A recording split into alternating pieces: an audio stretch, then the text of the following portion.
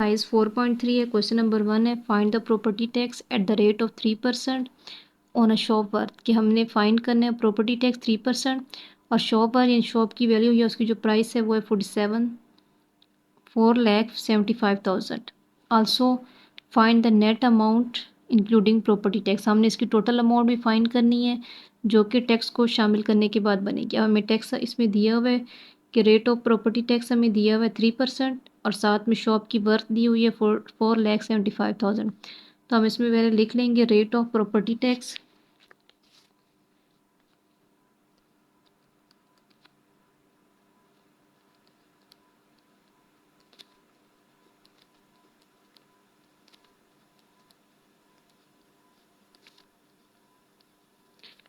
तो property tax हमें दिया हुआ था 3% और वर्थ ऑफ शॉप हमें दी हुई थी, या वैल्यू ऑफ शॉप भी हम लिख सकते हैं, या वर्थ ऑफ शॉप भी, यानी शॉप की जो प्राइस है वो क्या है या उसकी मालियत कितनी है। तो वर्थ ऑफ शॉप हमें दी हुई थी 4,75,000 रुपीज़। हमने फाइंड करना था इसमें टैक्स कितना दी है और टोटल प्राइस उसकी फाइंड करनी थी। तो हम यहाँ पे लिख लेंगे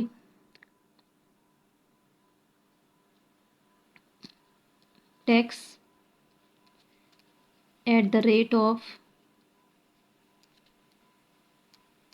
3%। कि 3% पर वो कितना टैक्स देंगे, तो आगे हम यहाँ लिखेंगे 3% ऑफ 4,75,000। अब 3% परसेंट का हम हमेशा लगाते हैं 100 मल्टीप्लाई। अब इस कटिंग करेंगे, इसके 2 ज़ीरो इससे ख़त्म हो जाएंगे। मल्टीप्लाई करेंगे इसको, 3 ज़ीरो ज़र 0, 3 5 ज़र 15। यहाँ पे 1 कैरी होता है, 3 7 ज़र 21 और 22। 2 यहाँ पे आएगा, 3 4 ज़र 12 और 2 14। तो ये हो जाएगी 1,42,000 4,250। ये हमारे पास इसका हो जाएगा टैक्स। अब हमने इसमें टोटल अमाउंट फाइंड करनी थी कि टोटल अमाउंट ऑफ शॉप कितनी है।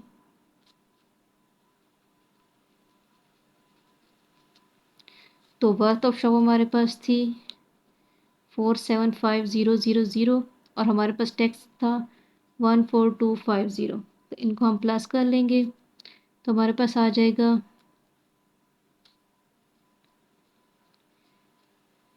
तो हमारे पास ये आ जाएगा आंसर 4,89,250 रुपीज़। ये हमारे पास है इसकी टोटल अमाउंट।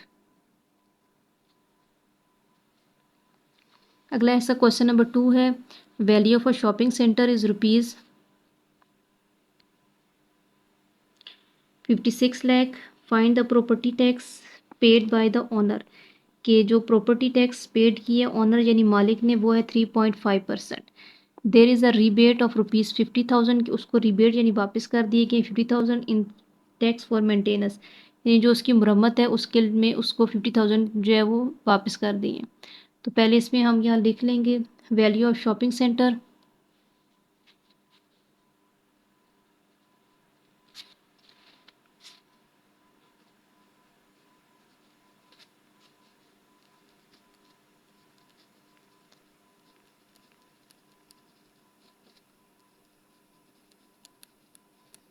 तो ये हमारे पास था 56 lakh.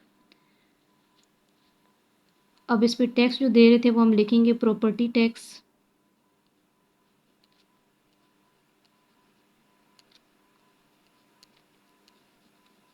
Eight the rate of 3.5%। तो इसको सॉल्व करेंगे, 3.5% मल्टीप्लाई 56 लाख।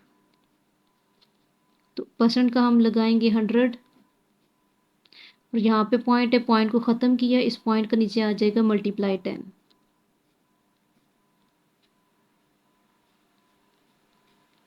अब इसके ज़ीरो ख़त्म करेंगे, इसके 3 ज़ीरो इसके 3 ज़ीरो से ख़त्म हो जाएंगे। हमारे पास रह जाएगा 36 35 और 5600, दोनों को मल्टीप्लाई करेंगे हम। तो मैंने पहले इसको मल्टीप्लाई करके रखा हुआ है, तो हमारे पास यहाँ पे इसका आंसर आ जाएगा 196,000। अब इसमें रिबेट था यानी जो उसको वापस कर दिए गए थे वो थे 50,000। तो टोटल हमारे पास जो अमाउंट आई है वो है 1,96,000, इसमें से हम माइनस कर देंगे 50,000 को।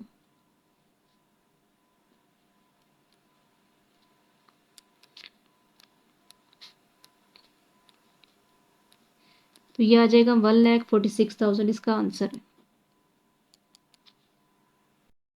क्वेश्चन नंबर 3 है, हमारा paid property tax ₹35,000 eight the rate of 2.5% for a house, कि हमारा जो है वो प्रॉपर्टी टैक्स दे रही है 35,000 और एट द रेट ऑफ 2.5% पे।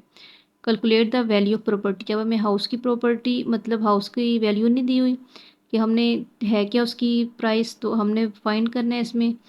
तो पहले हम लिख लेंगे कि let the price of house, या वैल्यू ऑफ हाउस भी हम लिख सकते हैं कि let the value of house equal है एक्स।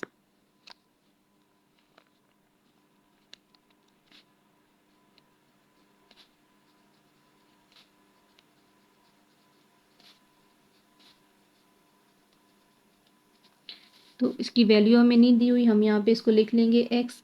अब क्वेश्चन में हमें दिया हुआ था कि रेट ऑफ 2.5% टैक्स इक्वल है वैल्यू ऑफ हाउस।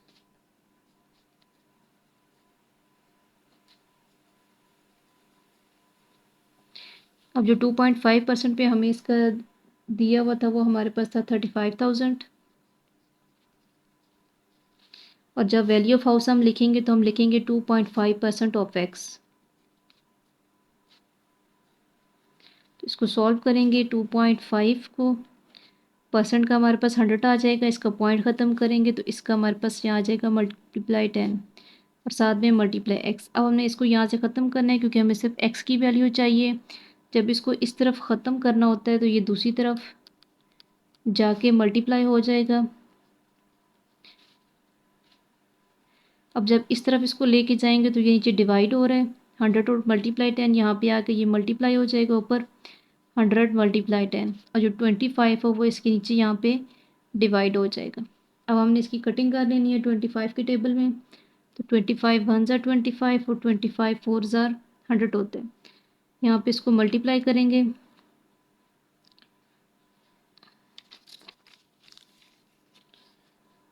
तो पहले 3500 को 4 से मल्टीप्लाई करना है,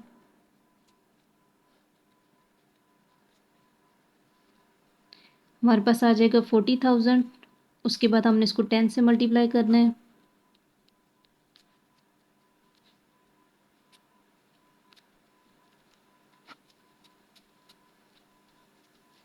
तो हमारे पास आ जाएगा 1,40,000। बल्कि यहाँ पे हमारे पास इसके 35,000 था, यहाँ पे एक ज़ीरो और लगाएंगे, इधर भी एक ज़ीरो आ जाएगा और यहाँ पे भी इसका एक ज़ीरो आ जाएगा मज़ीद। तो ये हमारे पास आ जाएगा 14 लाख, यानी वैल्यू ऑफ, यहाँ पे हम लिखेंगे 14 लाख, और एक्स हमने यहाँ पे लिया था कि ये वैल्यू ऑफ एक्स इक्वल है वैल्यू ऑफ हाउस इक्वल है एक्स। तो हम यहाँ लिखेंगे वैल्यू ऑफ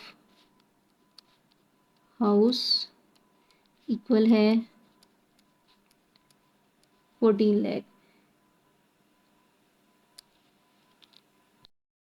क्वेश्चन नंबर 4 है इसका, Tariq paid property tax ₹10,800 for a property worth ₹1,80,000, कि तारिक जो है वो एक प्रॉपर्टी टैक्स अदा कर रहा है इतने, और जो प्रॉपर्टी की वर्थ यानी मालियत है वो है इतने रुपीज़।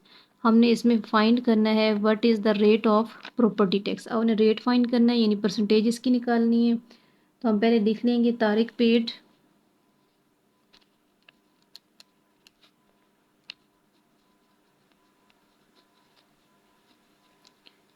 प्रॉपर्टी टैक्स, कि वो दे कितना रहा है प्रॉपर्टी टैक्स।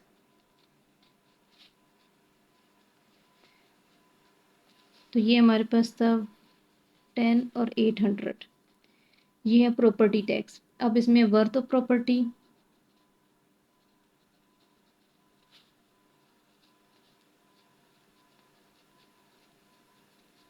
तो वर्थ ऑफ प्रॉपर्टी हमें क्वेश्चन में ये भी दी हुई है 180,000, यानी 1,80,000। अब हमने इसमें रेट ऑफ प्रॉपर्टी टैक्स यानी हमने परसेंटेज इसकी निकालनी है। तो यहाँ पे हम लिखेंगे रेट ऑफ प्रॉपर्टी टैक्स। तो जब हमने रेट निकालना होता है तो हम इसको जो छोटी चीज़ होती है उसको ऊपर लिखेंगे और ये जो वर्थ ऑफ प्रॉपर्टी है ये नीचे आ जाएगा, साथ में परसेंटेज का मल्टीप्लाई 100। अब इसके 2 ज़ीरो इसके 2 ज़ीरो से ख़त्म होंगे, इसके 2 ज़ीरो इसके 2 ज़ीरो से ख़त्म होंगे और 2 के टेबल से कटिंग करेंगे। 2 9 ज़ार 18 होता है, 2 5 ज़ार 10 और 2 4 ज़ार 8। 9 में कट सकते हैं, 9 1 ज़ार 9 और 9 6 ज़ार 54। तो ये हमारे पास आ जाएगा 6%। तो इसमें जो रेट ऑफ प्रॉपर्टी टैक्स है वो है 6%।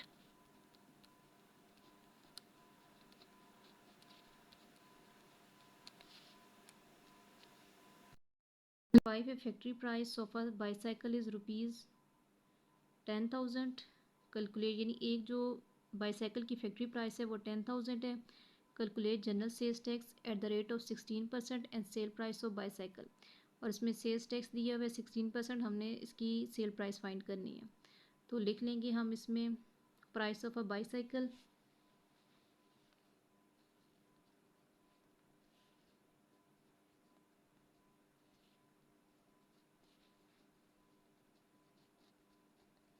तो बाईसाइकिल की प्राइस हमें दी हुई थी 10,000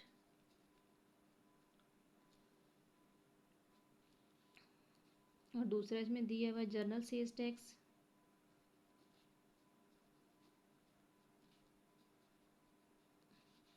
वो है हमारे पास 16%। इसी के साथ हम इसको कर लेंगे कि 16% ऑफ 10,000। तो परसेंट का हम यहाँ पे लगाएंगे 100 मल्टीप्लाई 10,000। इसके 2 ज़ीरो इससे ख़त्म होंगे तो हमारे पास आंसर आ जाएगा 1600। क्योंकि जो सेल्स टैक्स हम दे रहे हैं वो है 1600। अब हमने इसकी फाइंड करनी है ओरिजिनल प्राइस कि ये इसकी सेल प्राइस होगी कितनी। तो हम यहाँ पे फैक्ट्री प्राइस इसकी इतनी है, अब हमें सेल प्राइस फाइंड करनी है कि सेल कितने की होगी। ये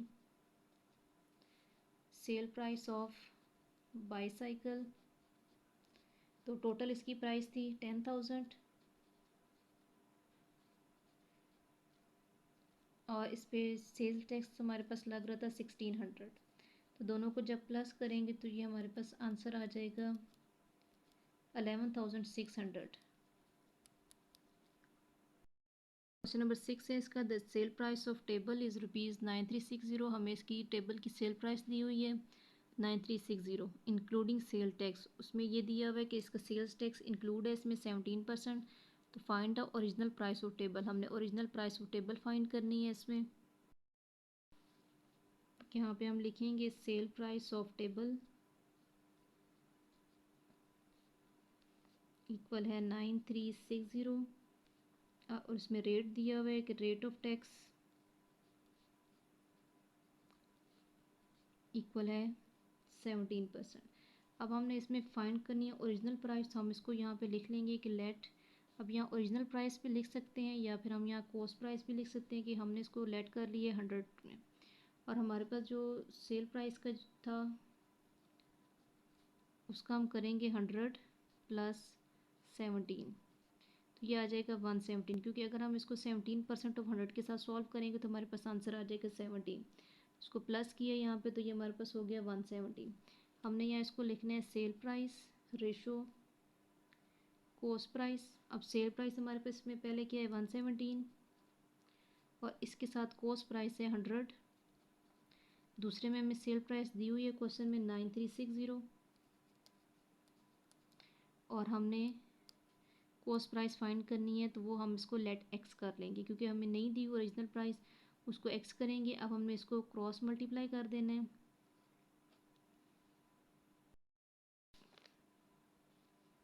यहाँ हम इसको पहले लिख लेंगे 117/9360 इक्वल है 100/x। अब इसको हम क्रॉस मल्टीप्लाई करेंगे तो 117 को x के साथ और 100 मल्टीप्लाई 9360। अब हमें इसमें x की वैल्यू चाहिए तो ये 117 दोनों इस तरफ डिवाइड हो जाएगा। जब हम इसको मल्टीप्लाई और डिवाइड करेंगे तो हमारे पास आंसर आ जाएगा 8000। कि हमारे पास जो प्राइस थी टेबल की, ओरिजिनल प्राइस ऑफ टेबल है वो है 8000।